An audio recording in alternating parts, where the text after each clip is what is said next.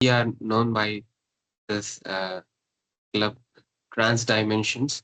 So we as a club hold various avenues for you to experience and practice spirituality in different ways.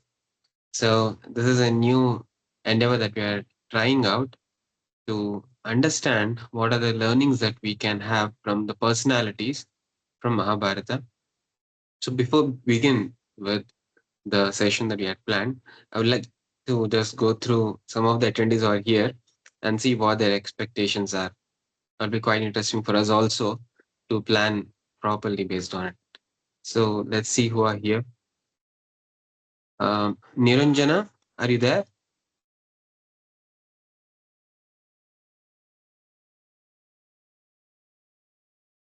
Hello, am I audible? Yes, you are audible. Would you Yeah, like I to just just share a few words what you're yes, expecting from I today's just session? want to know more about the personalities and the stories behind each character. Have you seen or read any of the stories from Mahabharata before? Yeah, I've been hearing stories about Mahabharata since my childhood days, but I would like to know more in depth about each character and the values which we can take into our lives as well. Mhm. Nice. So this is the main point that we wanted to bring about.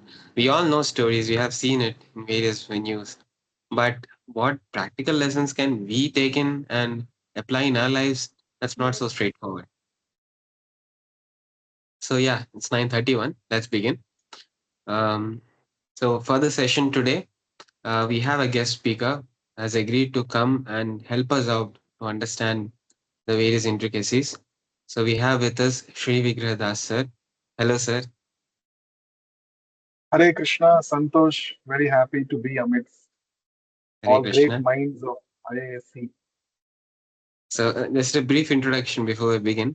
So, Sri Vigradas, uh, he has been the spiritual presenter and practitioner of the science of Bhagavad Gita, and he has been practicing himself since a decade and has been mentoring various youth at premier institutes like NIT Agartala, NIT Trichy, Triple IT Bangalore, and at times here as well at IC Bangalore.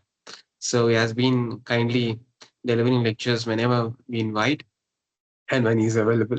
So today, anyway, we made it possible that he's around and he agreed to join us. So let's try to understand in depth about Mahabharata from you, sir. We're looking forward to learning few interesting lessons which we couldn't, just by the stories. Yeah.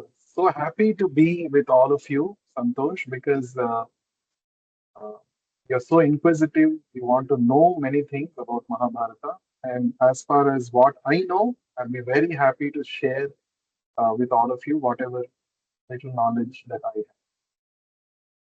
Thank you, sir. Thank you so much. So, just to give out the first title that we had today, the first personality of the 15 great personalities, the first personality that we are considering is Sri Vedavyasa. So, he is known as the Detached Seer. So, there are so many wonderful lessons to learn about. And another interesting point is today's session would be in a Q&A podcast form. So, I would be asking some interesting questions, and our esteemed speaker today, Sri Vedavyasa, would gladly answer the various questions. So let us begin. Is it fine, sir? Sure, sure. Shall we begin with prayers? Sure, sure. So let's invoke the blessings of the Lord uh, by offering some prayers. नमा ॐ विष्णुपादाय कृष्णप्रेष्ठाय भूतले श्रीमते भक्तिवेदान्त स्वामिन्निति नामिने नमस्ते सारस्वते देवे गौरवाणी प्रचारिणे निर्विशेष शून्यवादी पाश्चात्यदेशतारिणे जय श्री कृष्ण चैतन्य प्रभु नित्यानंद श्री अद्वैत गदाधर श्रीवासादि गौरभक्तवृंद हरे Krishna Krishna Krishna Hare Hare Hare Ram Ram Ram Hare Hare. Thank you. Thank you for such an auspicious beginning, sir. So, yeah, let's begin. So, the first thing that we would like to know is what is the meaning of Vyasa? We say Veda Vyasa, and what is the speciality that makes him a great personality among various personalities in Mahabharata? Yeah. So Veda Vyasa, we have heard about this. We have heard this name, I'm sure. At least as an author of Mahabharata, we have heard about him. The meaning of literal meaning of the word Vyasa means the divider or the person who divided the Vedas into four and many branches and sub branches. Because Vyasadeva or Veda Vyasa as we call him, he appeared just at the junction of Dwapar Yuga and Kali Yuga. And he saw that in Kali Yuga, people are not going to be so much patient and they're not be so interested, so to say, to study the Vedas, which are very, very vast. So what he did was he divided the Vedas into four, as we know, Rig Veda, Yajur Veda, Sama Veda, Atharvana Veda. And further, he divided these into other many other sub branches as well, Upanishads and many other such things. So since he divided, he compiled the entire Vedic wisdom in smaller forms, formats. He's called as Veda Vyasa. Now, why he is a great personality? Now, because he has contributed such a vast literature of knowledge for the whole world. Knowledge is power, wisdom is power, isn't it? So, in fact, there is a saying amidst the Sanskrit scholars, they say, Vyaso Uchishtam Akhilam Jagat. The entire knowledge that we are having today in this world, it is actually somewhere the remnants left behind by the great sage Vyasadeva. In fact, Vyasadeva or Vedavyasa himself says in the beginning of Mahabharata that the speciality of my book is you will find in this book Mahabharata everything that you can find elsewhere. You will also find things which are not to be found anywhere else. And that is a claim that he makes in the beginning of his book, the great epic Mahabharata. And you must, if you study the Mahabharata, you will never disagree with this. You will find in Mahabharata so many intricacies, so many aspects of human life, so many branches of knowledge that you will never find anywhere else. So, since he is the greatest contributor of knowledge to the entire human society, so that makes him definitely a great personality.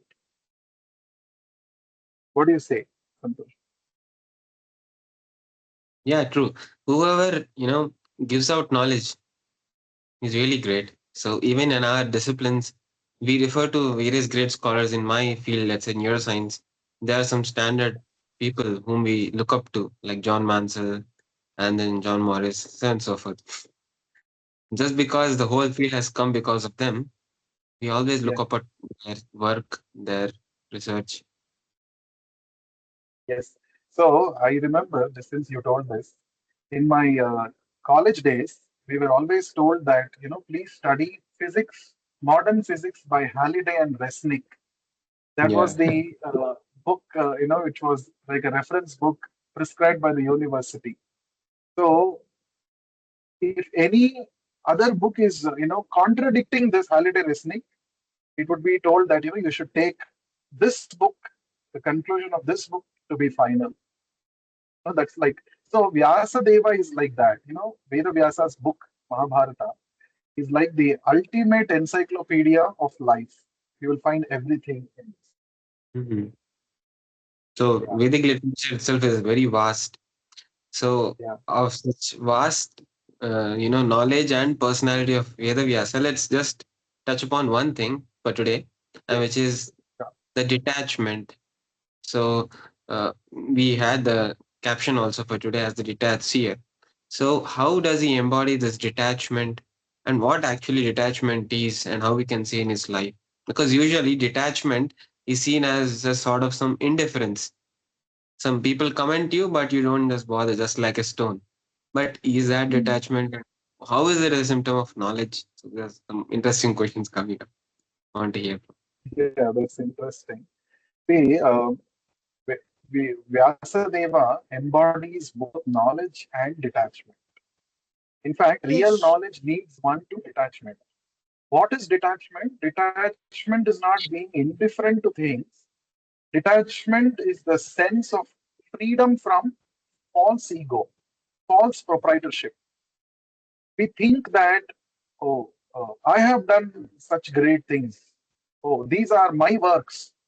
Oh, these things I am entitled to enjoy because with my hard work I have gained it. Such kind of concepts we always have, claiming proprietorship. But you see, in Vedavyasa, there is no such a idea at all. Uh, he is full of knowledge. At the same time, he is also detached. He doesn't claim proprietorship. I'll just give you an example. Uh, in fact, in the Mahabharata, Vyasadeva is not only the author of Mahabharata, but he is also one of the characters in Mahabharata. In fact, in the very beginning of Mahabharata, you will find this incident where his mother Satyavati, we'll talk more about Satyavati later on, maybe on some other occasion. So Satyavati was the queen of Hastinapura at that time, and both her sons had died. Chitrangada and Vichitravirya had died. Now there was a situation where there was no next king for the kingdom. So that is when Queen Satyavati calls for her son Veda Vyasa, who was performing severe tapasya elsewhere. So she says that now you have to come and you have a duty to do now. So very interesting, the incident is Veda Vyasa, he complies, he agrees to the request of his mother. He says, mother says, now you have to produce progeny for this kingdom. You have to produce the next prince. Now, what does Veda Vyasa tell at that time? That's very interesting. He says, my dear mother, it is your it is a duty of a son to agree to the instructions given by the mother. But I think I am not in a proper state of mind, nor my appearance is very appealing. So I don't think I am ready to do what you are saying now.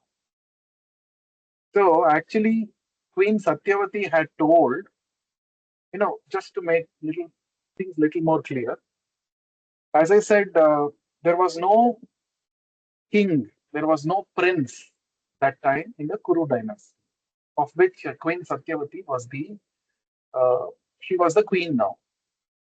Now, how to get a son? How to get the next prince? So there was something called Niyoga Paddhati. It was practiced in the olden days, where if a husband dies, if a person's husband dies, then according to this Niyoga Paddhati, the husband's sibling, brother, can, through him, the wife can beget a son or a daughter, progeny. So this was the context in which Satyavati had called for Vedavyasa. Now, an ordinary person, he may think, see, I've got such a great opportunity. I'm going to become the father of the next prince of this kingdom, which a big kingdom. Now, Vedavyasa was not so excited about such a thing. At the same time, he did not say, I will not do this, because he considered it to be a duty on his part to agree to the instructions given by his mother. See, this is an example for seeing a situation from a detached point of view. Neither he was elated, joyful, oh, I got such a nice opportunity, nor he was like indifferent to that particular situation. He requested his mother, can I get 1 year time so that my appearance can become better and this can help in this process? Something like that, he said. So this is an example of how True knowledge, maturity brings in detachment. This detachment is not about being indifferent to your responsibilities or duties. It is to not become too excited. It is to have stability of mind when opportunities come your way, to analyze it properly, whether it is the right time. Should I do it now? What is the best way to approach this? This is called detachment. Santosh. Uh, Am I audible now? Yeah, yeah. Okay, fine. Yeah, that explains quite a bit how he was detached. So, detachment, as you explained, is not being indifferent, but to just stick to the duty, is it? Yes, sticking to the Immediately to duty, the circumstances. not being too excited about things, at the same time, not being dispassionate also. Mhm. Okay. So, true detachment comes out of knowledge. This is quite interesting. Yes, yes. Okay. So, another follow up question is, given that he's detached and he has such an advanced spiritual knowledge, so how was he capable or adept into writing such a wonderful literature, Mahabharata, full of emotions, sentiments, and all such fluctuations that we see in the drama these days? So, how was Yeah, he, involved in all of this? yeah. Mahabharata is it's called the uh, great epic. In fact, in the very beginning of Mahabharata, the definition of this word Mahabharata is mentioned. Mahatvad Bharat Bharayatvad iti Mahabharata. That which is great, Mahatvat means something which is great, which is incomparable with any other pieces of literature. At the same time, Bharavatvat, it has a great message uh, which is required for human society. So, why did Mahabharata come into existence? Is the question, right? So this Veda Vyasa, as I said, he compiled all the Vedas, but the Vedas, the knowledge is not so easy to understand. In major portions of the Vedas, the knowledge is presented in a cryptic manner. Now, ordinary people may not be able to decode it properly and understand it themselves. And it is also too philosophical. So, Vedavyasa thought, is it possible that I can give the same message of all the four Vedas in an entertaining way? Enlightenment through entertainment. The knowledge that is present in the Vedas, the Upanishads, the Vedanta Sutras, can I make it easy to understand for common people? And that's how he began, this great work of the epic Mahabharata. Even though Mahabharata appears to be a story of the Pandavas and the Kauravas, how there was a rivalry between the two, and how finally there was a battle. Even though it's like a friction between two families, but actually Mahabharata has got many life lessons that we can learn. In fact, Mahabharata is called Panchama Veda, the fifth Veda. That means by studying Mahabharata and understanding its essence and message, one gets the same benefit of studying all the four Vedas, Upanishads, Vedanta Sutras, Vedangas, and all of those things. So, uh, Veda Vyasa wanted this knowledge of the Vedas to be presented in an entertaining manner, in the form of a story, because people like stories, right? People like to hear stories. So, in the form of a story, uh, based on real historical incidents, he has composed this Mahabharata, which is perhaps the longest poetry in the mankind, which has 1 lakh shlokas or verses. So, since he's detached, it doesn't mean that he is not aware of human emotions, human behavior, relationships, all of these. He was very much aware of all of these things. And in the Mahabharata, you will find a very nice blend of all such human qualities, along with a great message. That is the Bhagavad Gita, which is the essence of the entire Mahabharata. Over to you, Santosh. And just to follow up, So it has quite blend of emotions, as you said. But how was he adept in understanding the mood of others, even though he's leading the life of an ascetic? How was he acquainted with all such things to write an Yeah, epic? yeah. He was leading. He was personally a renunciant. He was a ascetic. Now, many people think that nowadays, I've also heard people who write stories for movies and all. Suppose if they are writing about a love story, they go and interview different people, lovers, for example, what did they feel, what were their emotions, and uh, all such things. If they want to write, suppose a movie about a, they want to write a story about a businessman, so they'll go and live amidst some business men and try to understand their lifestyle and all of the such things so that they get a real life experience and then they write it in the form of a story and all such things. Did Vedavyasa do such things? The answer is no. He did not do any of such things. Being an ascetic, he was able to write the story of kings, which is generally filled with passionate lifestyle. Now, how was he able to do this? That is explained. व्यासाय विष्णुरूपाय व्यासरूपाय विष्णवे नमो वै ब्रह्मनिधये वासिष्ठाय नमो नमः. Vedavyasa is not just an ordinary historian or a writer or a compiler of books of knowledge. The, the epics, the Puranas and the scriptures accept that the Vedavyasa is none other than Lord Vishnu himself. He is an avatar of Lord Vishnu. So as such, he is omniscient, right? So that is one interesting thing, If you see the Western epics and the Indian epics, the Vedic epics, what's the difference here?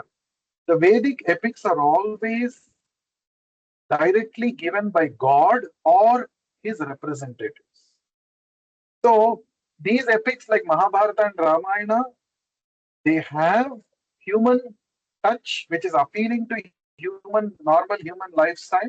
At the same time, since it is coming from a divine source, it has some very deep knowledge for us to follow and attain perfection of human life. So, the answer to your question, how Vyasadeva was able to know all such things, being an ascetic, because he's not an ordinary person, he is an incarnation of God. Yeah, that quite answers. So usually this actually is a counter argument that some people give when when some people come and ask, why don't you come and join us for the party or for the discotheque and all that? Then we say, I just don't like. Then they would say, how do you not like without experiencing what that is? And they would just counter us. The similar counter it comes here. See, one nice point it is. Actually, many times people say you have to go through all kinds of experiences in life to become matured or complete human being or sort of things. But according to the Vedic understanding, it's not just that by going through experience personally that one becomes gradually detached or matured. A better way of acquiring knowledge is by hearing. When we hear from people who are knowledgeable, when we hear from people who are realized, even without having to go through different experiences, one can gain maturity, one can gain knowledge to make the right choices in life. And that is why we should study books like Ramayana and Mahabharata, because we have a very short duration of life. We cannot afford to learn everything through our own personal mistakes. There have been people in the past who have committed certain mistakes and they have learned their lessons. If we hear about such people from the right sources, it becomes a life lesson for us also. That is why Mahabharata is relevant to all of us today. Yeah. I think we can conclude the discussion now and then move forward for the other segments. Sure. So maybe we can introduce the process of mantra meditation and how Yeah, that relates. yeah. So, as I was telling, we should all be uh, equipped with knowledge. With knowledge, we should know what is right and what is not right. We should be able to choose what to get detached from, what not to get detached from. See, in the Bhagavad Gita, you will see Arjuna says to Krishna in the beginning of the Bhagavad Gita that I don't want to fight because I have to fight against my own relatives. I will give up this battlefield. I'll renounce this battlefield and go to some Himalayas and do tapasya. Now, Lord Krishna does not approve this kind of a detachment because this is unbecoming for him because he's a Kshatriya and his duty is to fight. So this so-called detachment from the battlefield for a warrior who was on the side of Dharma is not supported. It is not glorified to be a great detachment. So we should, in fact, Krishna says you should fight. You should fight being detached from the results of this war. That is real detachment. We will come to that later in one of the sessions we will talk about it. So, what is real detachment and what to stay away from and what we should actually embrace. This knowledge is required.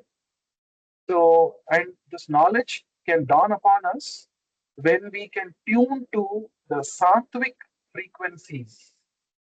So there are sattvic frequencies, there are super sattvic frequencies, which can actually help us, the soul, to elevate to higher state of consciousness.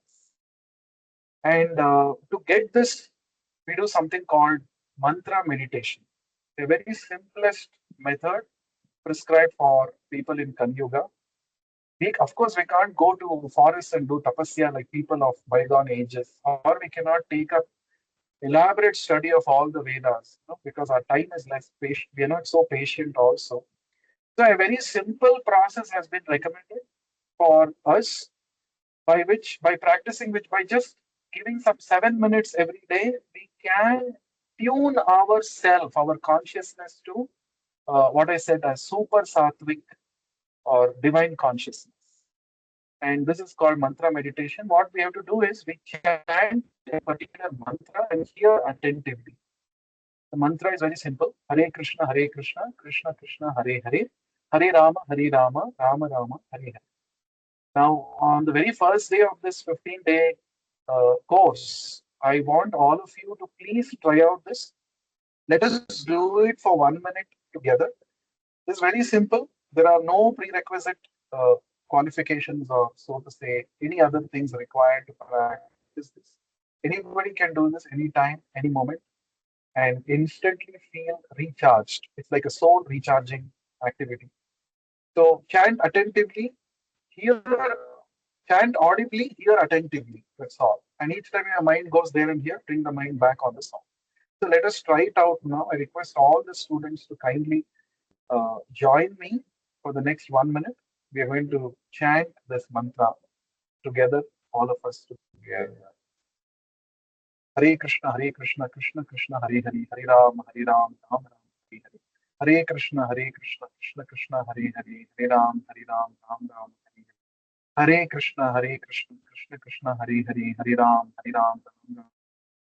Hare Krishna, Krishna Krishna, Hare Hare, Hare Ram, Ram Ram, Hare Hare Krishna, Krishna Krishna, Hare Hare, Hare Ram, Ram Ram, Hare Hare. Hare Krishna, Krishna Krishna, Hare Hare, Hare Ram, Ram Ram, Hare Hare. Hare Krishna, Krishna Krishna, Hare Hare, Hare Ram, Ram Ram.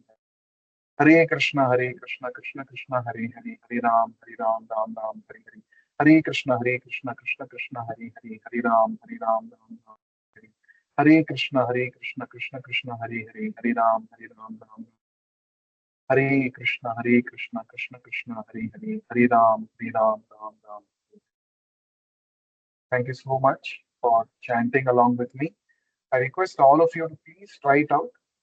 Uh, it's recommended to chant 108 times every day. It takes only about 7.5 to 8 minutes.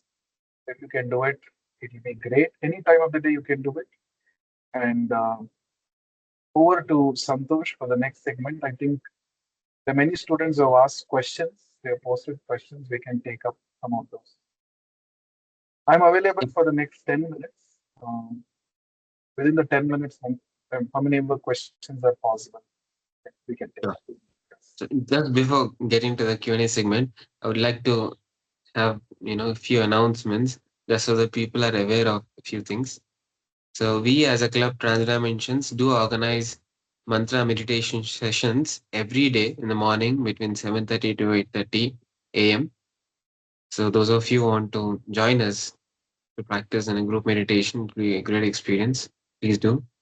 And we also hold online mantra meditation sessions in the night at 9 p.m. Please do take advantage of these. And please stay tuned for the upcoming next day sessions. So tomorrow's will be on the special personality, Bhishma Pitama, Bhishma. So we'll keep you posted about the further details on the group. So if you're not yet part of the groups, please do message in the chat box. We'll add you there. And if you have any questions, please do stay back for more 10 minutes.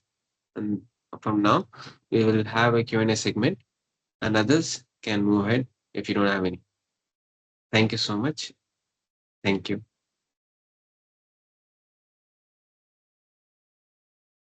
Thank you so much.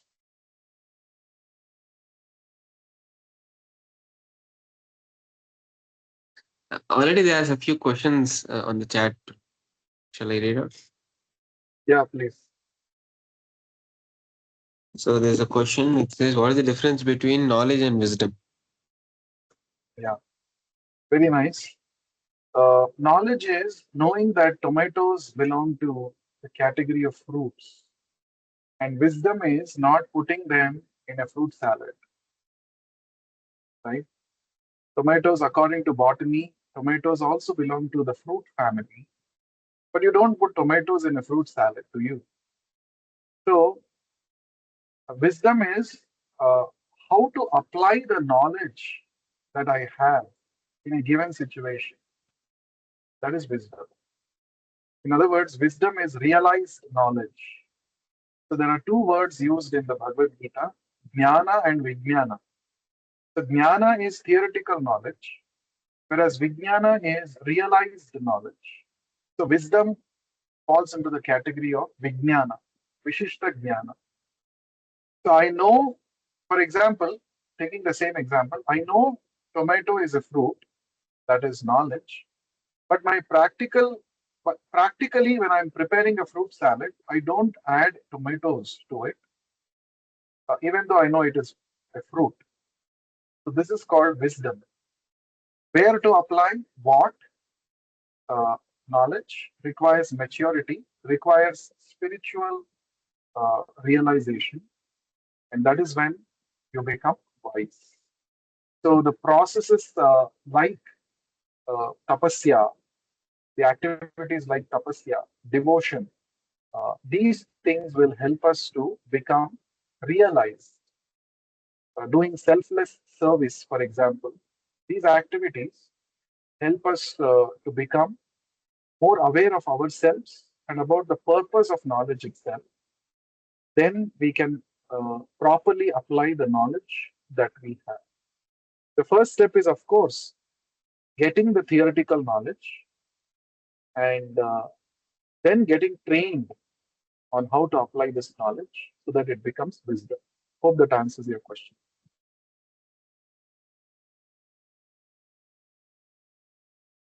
Santosh, do we have any more questions? Yeah, there's one more in the chat. Says Vedavyas is called Vyas Bhagavan. Does he hold the ability to be called Bhagavan? Bhagavan is called as somebody who possesses six divine qualities, right? Is it possible for normal human being, normal person to become Bhagavan? No, as I said in the session itself, he's not an ordinary human being.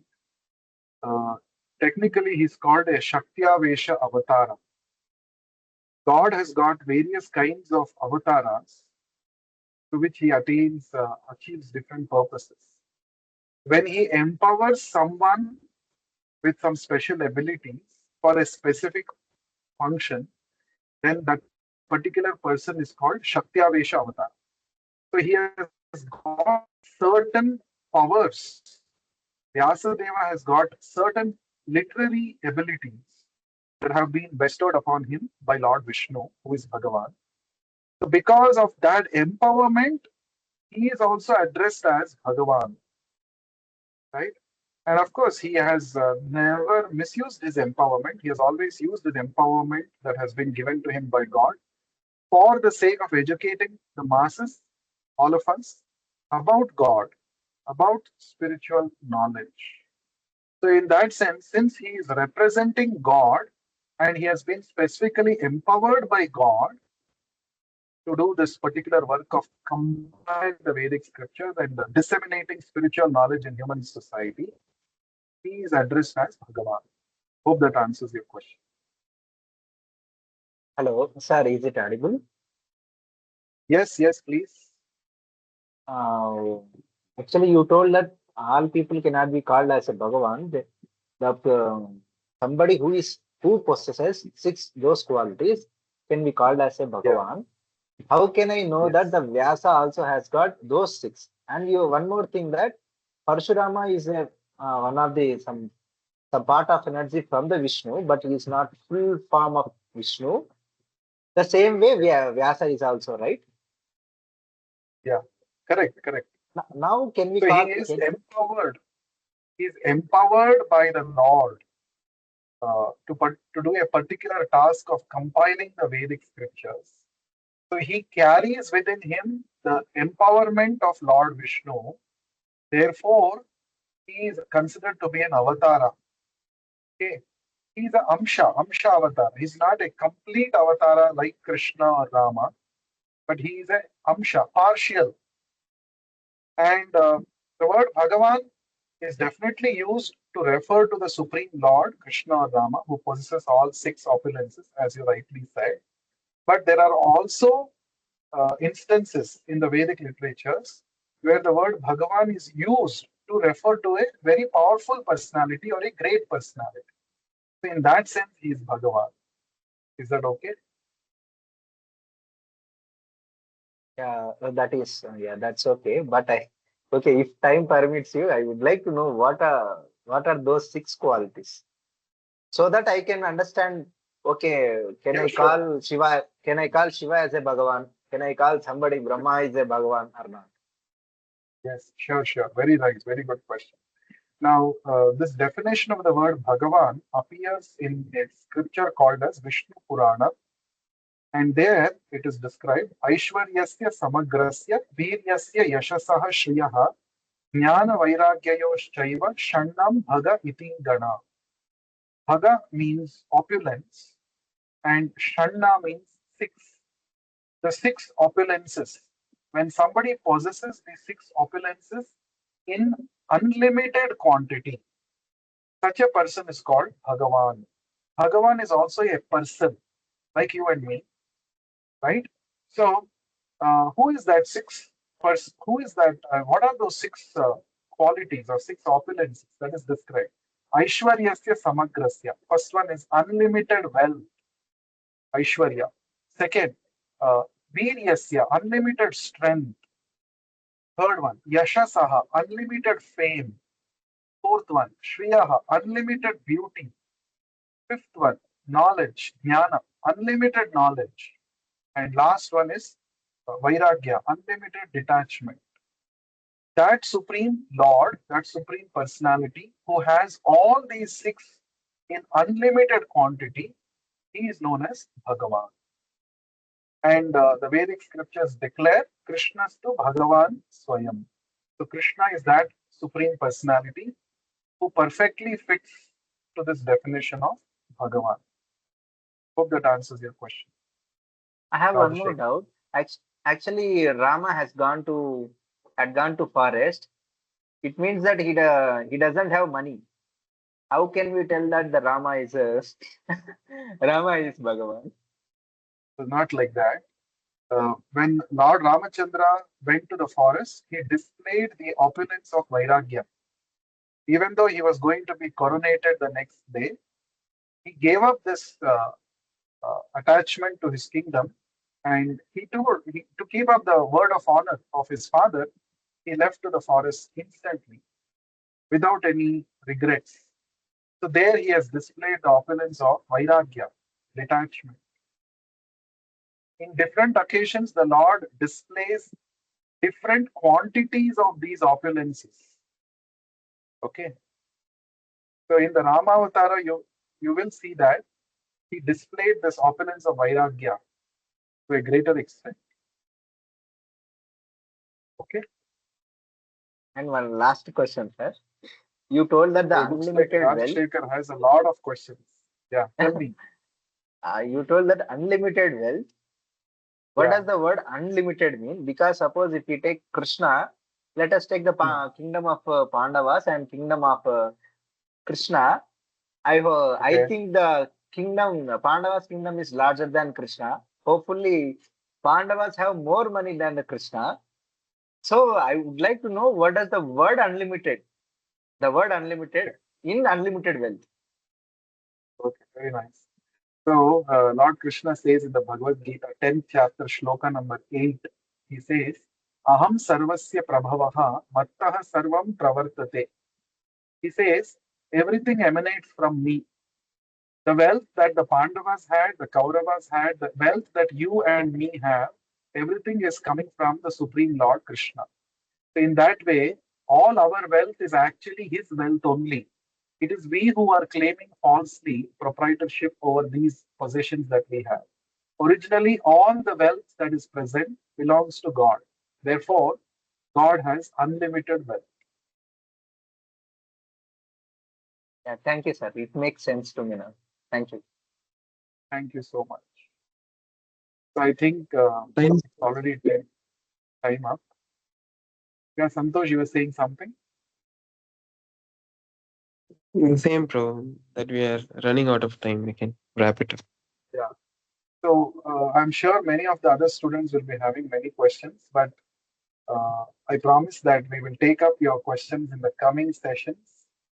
Uh, I'm always very happy to meet inquisitive minds and trying to share whatever knowledge that I have gained from the study of these scriptures. Thank you so much. We'll meet again in the next session. Thank you, Santosh and Team Trans Dimensions. Thank you, all the students. Hare Krishna.